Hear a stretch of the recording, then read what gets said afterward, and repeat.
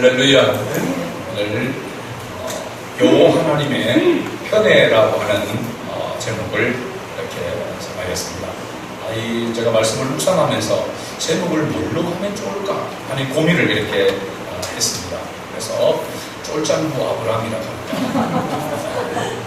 또 성경 본문에 나오는 아름다운 여인이라고 이렇게 할까, 여러 가지 이런 모양으로 고민하다가 제가 하나님의 편애라고 하면은 성경에서 나오는 편애라고 할 때에 여러분 기억에 먼저 떠오르는 인물이 누가 있습니까? 야곱이죠. 야곱. 그죠? 편애를 한 야곱이 편애를 한 사람이 바로 요셉입니다. 요셉이죠. 야곱에게 12아들이 있었습니다. 그 12아들 가운데서 야곱은 아내가 넷이었죠. 그죠? 라헬, 야곱이 가장 사랑했던 여인인 라헬. 그 라헬이 정말 귀하게 낳은 아들 가운데 첫째 아들이 요셉입니다. 요셉. 둘째가 베냐민. 근데 요셉을 야곱이 특별하게 이렇게 편애를 이렇게 했습니다. 편애의 대표적인 그런 상징이 바로 뭐냐면 12아들 가운데 요셉에게만 자색 옷, 비단 옷을 입힌 것입니다.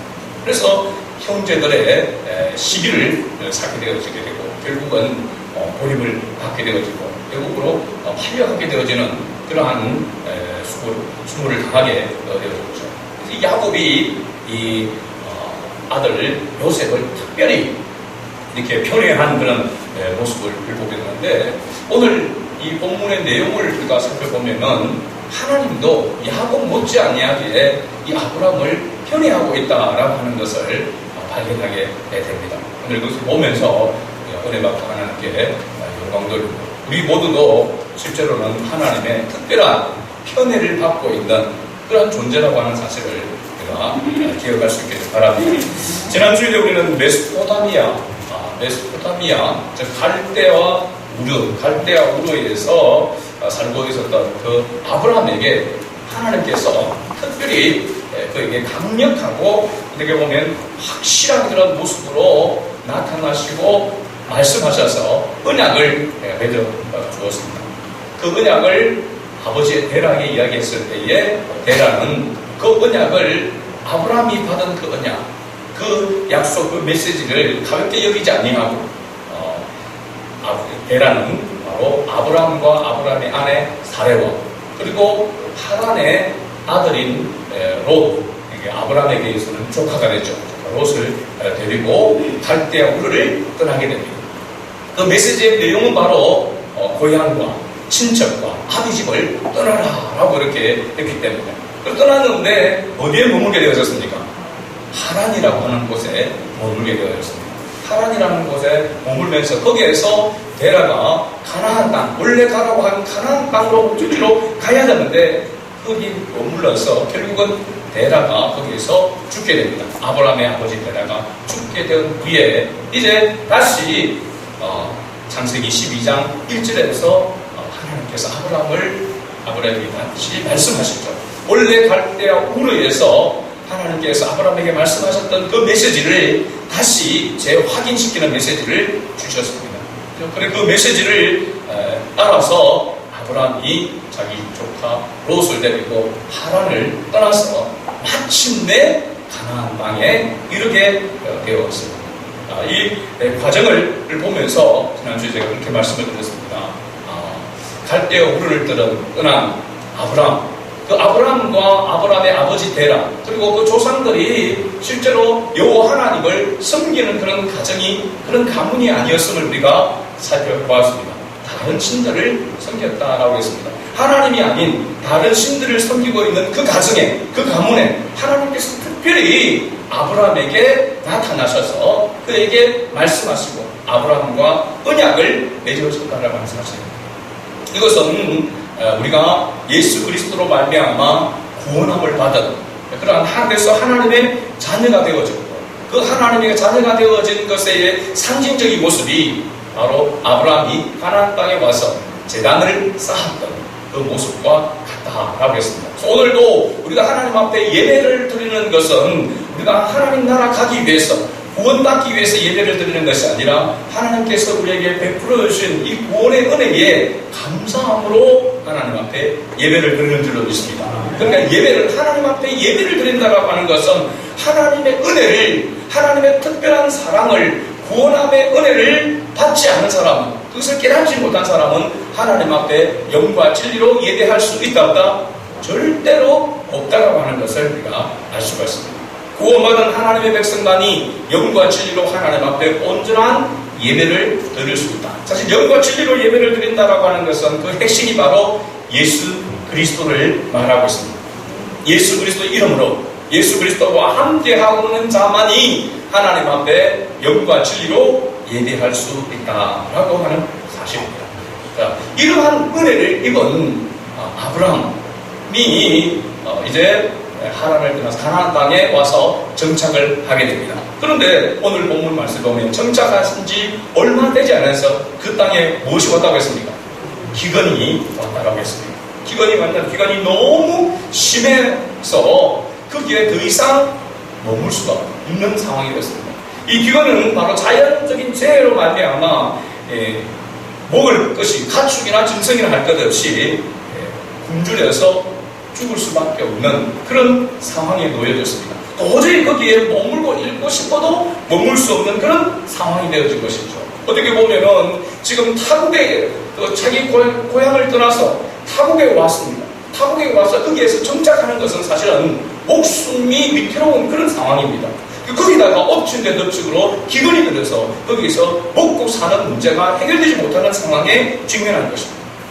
저는 이 모습을 생각하면서 적용을 해볼 때에 우리가 예수 믿고 그죠? 정말 예수를 믿었다라고 하는 것은 하나님의 특별한 은혜가 우리에게 임한 것인 줄로 믿습니다. 믿음은 하나님의 선물이기 때문에 그렇습니다. 우리가 노력해서 우리가 열심히 노력해서 힘을 써서 얻은 것이 아니라 하나님의 전적인 은혜로 우리에게 주어지는 것이기 때문에 그렇습니다. 그 은혜를 받아서 우리가 하나님의 자녀가 되어졌습니다. 예수 그리스도를 통해서 죄의 사함을 받아서 구원함을 받아 하나님의 자녀가 되었습니다. 그래서 이제 교회에 출석하게 되는 것이죠. 신앙생활이 시작입니다. 사실은 예수 그리스도의 이 은혜를 깨닫지 못할 때 교회를 다니는 사람은 종교생활과 같습니다. 이 은혜를 깨닫고 난부터 시작해서 우리가 신앙생활이 사실은 시작이 되는 것입니다. 옳습니다. 신앙생활이 시작되어서 교회 나갔는데 교회 나가서 모든 일들이 더 잘 될 것이라고 생각하고 하나님께서 더 큰 하나님이 이 세상의 주인이시니까 하나님이 더 큰 복을 주시기라고 생각했는데 교회 나가자마자 사업하는 사람이라고 생각합니다. 예를 들 때에 사업이 점점 무너지기 시작한 것입니다. 회생할 수 없을 정도로 완전히 무너져서 망하게 되겠죠. 그래서 사업의 문을 닫아야 될 그런 상황이 됐습니다. 자녀는 대학을 진학해야 되는데 시험을 쳤는데 수시도 떨어지고 정시도 떨어져서 진학을 하지 못하는 그런 상태가 됩니다. 아니 예수 믿고 더 잘되기를 바라고 하나님께서 더 복을 주실 것이라고 생각하고 교회를 나와서 신앙생활을 했는데 열심히 예배도 드리고 봉사도 하고 헌신도 하고 헌금도 하고 하는데 모든 일이 잘 되고 뜻대로 될 형통할 것이라 생각했는데 그야말로 불통이 된 것입니다.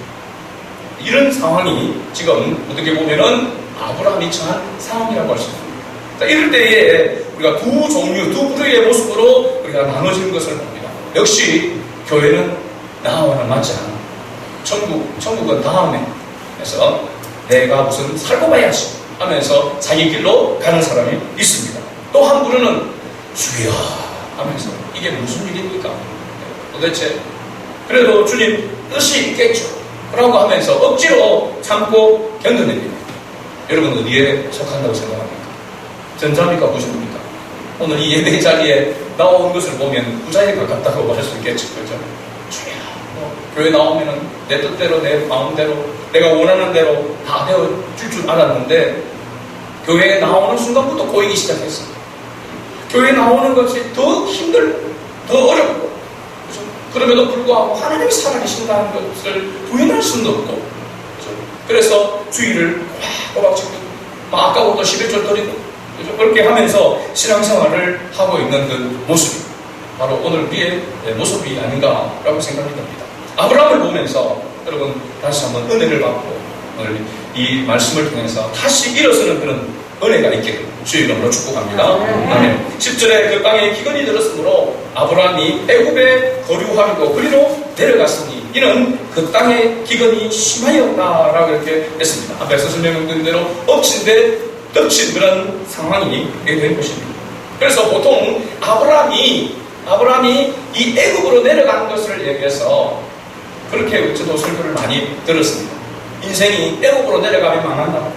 애굽은 세상을 상징하는 것이죠. 세상을 상징하는 것이죠. 그래서 애굽으로 내려가는 인생은 망한다.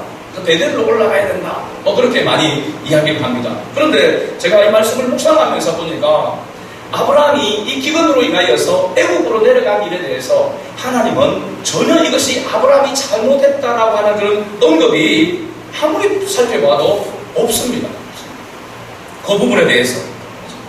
그리고 사실은 기근이 들었으면, 이런 기근이 들었으면 여러분 같으면, 우리 같으면 어디로 가는 것이 합리적일까요?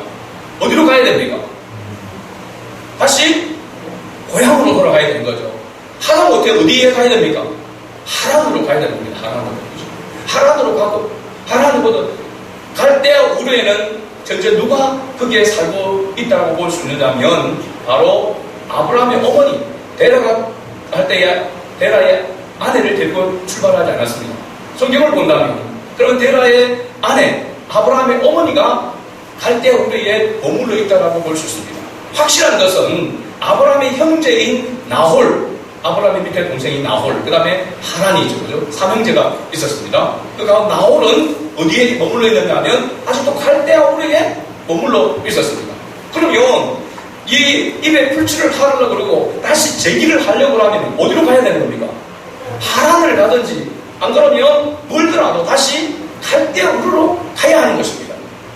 그런데 아브라함은 어디로 가는 겁니까? 애굽으로 갔다라고 하는 사실입니다. 전 이 모습을 보면서 어떤 측면에서는 보면 아브라함이 하나님의 말씀에 오히려 순종했다라고 그렇게도 볼 수 있겠다라는 생각이 들었습니다.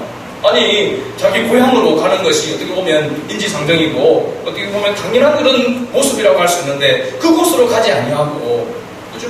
낯선 애굽 땅, 더 낯선 애굽 땅으로 내려갔다라고 하는 사실입니다. 그죠? 아브라함이 기근을 피하여 애굽으로 내려갔다 거기서 거류했다라고 하는 것에 대해서 하나님도 그 부분에 대해서 아브라함이 잘못했다라고 그렇게 언급하고 있지 않다라고 하는 것을 우리가 주목하게 되는 겁니다. 그리고 보면 우리가 예수 믿고 그죠? 하나님을 섬기고 신앙생활 가운데서 때로는 우리가 힘들고 어려웠을 때에 그 어려운 상황, 그 힘든 상황이 가운데서 때로는 하나님을 온전히 잘 섬기지 못하고 하나님의 뜻에 온전히 순종하지 못해도 하나님은 그것을 잘못했다라고만 보시지 않는다는 사실입니다. 지켜보시고 기다리시고 그럼에도 불구하고 하나님은 사랑하고 계신다는 사실입니다. 자, 아브라함이 그런데 애굽에 가까이 이르렀을 때에 그의 아내에게 말합니다. 요즘 생각해도 그렇고 옛날 그 당시로 생각해도 보더라도 하지 말아야 될 이야기를 아브라함이 자기 아내 사레에게 합니다. 이 내용이 뒤에 나오죠. 내가 알기에는 그대는 아리따운 여인이라. 아브라함 자기가 봐도 자기 아내가 아리따운 여인. 여기 아리따웠다라는 것을 우러러 보니까 내적으로 성숙해서 그런 인격을 갖춰서 아름다움이 아니라 그야말로 눈으로 보여지는 아름다움, 예뻤다라고 하는 것을 알아보고 있습니다. 애국 사람이 그들을 볼 때 이르기를 이는 그의 아내라 하여 나는 죽이고 그들은 살리리니 원하는데 그들은 나의 누이라 하여 그러면 내가 그대로 말미암아 안전하고 내 목숨이 그대로 말미암아 보존되리라 하니라. 한마디로 내가 당신을 어떻게 보면 파는 것과 같은 그래서 자기 목숨을 부지하겠다라고 하는 말입니다. 근데 여기에서 아브라함이 자기 아내 사례를 누이라고 이야기하잖아요. 누이. 근데 누이라고 하는 건데 아브라함이 거짓말한 것이 아니라 실제적으로는 사례가 아브라함의 이복 누이였습니다. 이 당시로 보게 되면 친족 간의 결혼이 이렇게 이루어지는 겁니다. 그 원인을 보면은 나이가 오래 사니까 그죠? 오래 살다 보니까 그 가족들 형제들이 많이 태어나게 되어지고 그러다 보니까 지금 우리도 그렇잖아요. 이러면 6촌 이제 이상 지나가면 누가 내 조카인지 그 친척들이 잘 모릅니다. 그런 어떤 모습들도 있다라고 볼 수 있겠죠. 그런데 11장 29절에 보면은 아브라함만이 아니라 아브라함과 나홀이 장가들었으니 11장 창세기 11장 29절 아브라함의 아내 이름은 사레며 나홀의 아내 이름은 누구라고 했습니까? 밀가는 하란의 딸이요 하란은 밀가의 아버지이며 또 이스가의 아버지더라. 그러니까 나홀의 아내가 누구라고요? 자기 동생 하란이 낳은 딸이 중에서 나홀이 아내를 취했다는 것입니다. 이건 뭐 우리 생각 보면 있을 수 없는 그런 일이잖아요. 친족 간에. 바로 그래서 이복누이라고 할 때에 아버지가 다른 그런 게 말은 맞습니까? 아버지가 다릅니까? 어머니가 다릅니까? 제가 찾아보니까 아버지는 같고 엄마가 다른 뭐 그렇게 되어 있더라고요. 그래서 이복누이라고 하는 것은 누이라고 하라고 하는 것은 실제적으로 보면 거짓말이 아닌 사실이라고 하는 것을 알 수 있습니다. 그런데 아무리 그렇다 손치더라도 아브라함이 자기 아내, 그토록 아름다운 아내를 갖다가 누이라고 속이면서 그냥 단순히 누이라고 속이는 것으로 끝나지 않냐고 빼앗기게 되는 겁니다. 아내를 빼앗기게 되는 거죠. 그리고 보면 이런 비겁한 모습을 그죠? 아브라함의 모습 속에서 나옵니다. 믿음의 조상인 우리의 믿음의 조상인 아브라함의 모습 속에서 이런 비겁한 모습이 나오죠. 이 상황을 따지고 보면 저는 그런 생각이 들었습니다. 이 상황을 따지고 보면 원인이 어디에 있는가? 원인이 누구에게 있는가? 누구에게 있습니까? 그렇게 우리가 거창하게 하지 말고 딱 볼 때에 누구 때문에 이 원인이 생기냐면 사례 때문입니다. 사례 때문에. 이유가 뭘까요? 예뻤기 때문에 그렇습니다. 다른 이유가 없습니다. 사례가 안 예뻤으면 이런 제안을 하기로 했겠습니까? 그냥 니도 죽고 나도 죽고 다시 죽든지 뭐 그랬겠는데 너무나 아름다운 그래서 제가 이 부분을 한번 조금 더 구체적으로 상황을 생각해 봤습니다. 아브라함이 자기 눈에 궁각지가 끼어서 자기 아내를 그냥 아름다운 여인이라고 하는 것이 아니라 그 당시에 모든 사람들이 볼 때에 아름다운 여인이었다. 진짜 레알 예쁘다는 것입니다. 14절 말씀을 같이 읽어봅니다. 확인해 14절. 아브라함이 애굽에 이르렀을 때에 애굽 사람이 그 여인이 심히 아름다움을 보고 애굽 사람은 더 많이 평가한 겁니다. 이유가 뭐냐면 애굽은 누구의 후손들입니까? 다시 보면 함의 후손들입니다. 그러니까 얼굴이 약간 흑인들이 유주가 많겠죠, 그죠? 그런데 이 사례는 셈의 후손입니다. 그러니까 약간 꼭다구리 해야 된다니까 알개슬 해야 된다. 하여튼 막 기가 막히게 얼굴 피부도 예쁘고 이 애국 사람들이 볼 때는 더 예쁘고 그래서 심히 아름다운 다 이렇게 말하고 있습니다. 그럼 이때에 사례의 나이가 어느 정도 되느냐? 그럼 아브라함이 몇 세에 죽습니까? 175세에 아브라함이 죽습니다. 사례는 그보다 앞서서 127세에 죽게 됩니다. 사례가 먼저 죽게 되어지죠. 훨씬 앞에. 그런데 아브라함과 사례의 나이 차이가 몇 살입니까? 네? 10살 차이입니다. 10살. 기본 상식적으로 알아야 됩니다. 그럼 아브라함이 하나님 앞에 부르심을 받을 때 나이가 몇 세였습니까? 75세였습니다. 그러면 사례의 나이는 65세였습니다. 그러면 갈대 우르에서 하나님의 부르심의 그 음성을 들었을 때에 아브라함이 75세였고, 그죠? 그러면 이렇게 와서 가나안 땅에 와서 지금 애국으로 기거에 들어서 왔었을 때 보면은 사례의 나이가 최소한 65세 이상은 되었다라고 이렇게 봅니다. 그죠? 그러면 오늘날로 우리가 이것을 적용해 본다면 아브라함이 175세에 죽었는데 그러면 아브라함이 부르심을 받을 때 75세면 오늘날로 치면은 중년이라고 할 수 있습니다. 약 40세 뭐 그 정도 40대라고 이렇게 봅니다. 그러면 사례는 30대였습니다. 30대 결혼을 했지만 아이를 낳지 않은 미시입니다. 미시. 그럼 예뻤을까요? 예뻤다고 말할 수 있을까 없을까요? 얼마든지 진짜 예쁘다라고 할 수 있습니다. 제가 볼 때 얼마 정도 되겠는가? 예를 들면 바로 김태희입니다. 결혼했지만 아이를 안 낳았습니다. 그래서 결혼 배우들도 있지만 김태희가 이러더라고요. 거기다가 결혼했지만 아이가 안 낳았으니까 딱 김태희 수준이라고 볼 수 있습니다. 그런 아름다운 여인을 다른 남자에게 내어준다는 것 자체가 이해가 되십니까, 여러분? 천벌을 받아야 마땅한 그런 아브라함의 모습입니다. 더더욱 나가서 또 이해할 수 없는 것은 이 아내를 내어주면서 아브라함이 무엇을 받게 됩니까? 16절입니다. 16절 같이 읽어봅니다. 이에 바로가 그로 말미암아 아브라함을 후대함으로 아브라함이 양과 소와 노비와 암수 나귀와 낙타를 얻었더라. 여러분, 이게 얼마만큼의 재산인지 상상이 안 될 겁니다. 옛날에는 시골에 제가 진짜 어릴 때만 하더라도 집에 소가 암소, 길들여진 암소가 있는 집은 부자였습니다. 그러니까 제가 우리 집에 암소가 있었습니다. 여러분, 저희 시골에서 암소가 있었던 집이야. 그런데 농사철이 되어지면 지금 모내기를 하고 막 이럴 때에 밭을 가고 논을 갈아야 되잖아요. 그러면 소가 없는 집들이 들어 많았습니다. 왜? 소를 키웠는데 너무 어려우니까 팔 수밖에 없는 상황. 그러니까 길들여진 소를 집에 계속 먹인다라고 하는 것은 이게 좀처럼 쉬운 일이 아니었습니다. 그래서 우리 소를 빌려가서 밭을 가는 그런 부분도 있습니다. 그래서 다른 것으로 일을 해주고. 그러니까 소가 한 마리, 암소가 길들여진 암소가 있다라고 하는 것은 괜찮은 것입니다. 성경에도 보니까 여러분, 암나귀 한 마리만 있어도 유력한 자라고 했습니다. 우리가 옛날에 보면은 자가용 있으면은, 그죠? 자가용 있는 집과 없는 집 엄청난 차이였습니다. 그죠? 냉장고, TV 있는 집과 없는 집 엄청난 차이가 있던 시절이 있었습니다. 그죠? 바로 그런 비유로 그 당시로 본다면 지금 아브라함이 이 바로를 통하여서 얻었던 이 재물은 졸지에 쫄부가 된 것입니다. 하루아침에 부자가 된 것입니다. 거부가 된 겁니다. 거부가.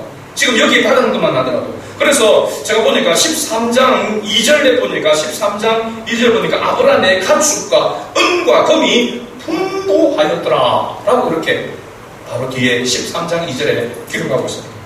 엄청난 그런 부를 얻게 되어진 것입니다.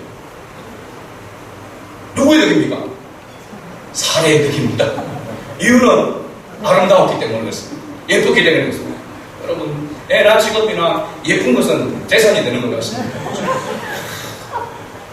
근데 17절에 하나님께서 이 아브라함 징계를 받아야, 천벌을 받아야 마땅한 이 아브라함을 하나님이 징계하거나 꾸짖지 않으시고 누구에게 재앙을 내리십니까? 바로와 그 집에 큰 재앙을 내리십니다.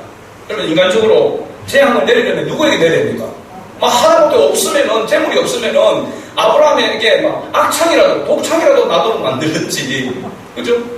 건강에 잃도록 만들든지 그렇게 해야 되는데, 아브라함에게는 하나님께서 손등만큼도 하나님께서 터치하지 않으시고 재앙을 내리지 않으시고 오히려 자기 아내 누이라고 속해서 그 아름다움 때문에 취하인 바로 왕의 그 집과 가정에 큰 재앙을 내렸다는 것입니다. 이게 상식적으로 납득이 됩니까? 아브라함은 요즘 같으면은 이건 만약 이혼당하고 사회적으로 매장당해야 될 그런 사람입니다. 지금.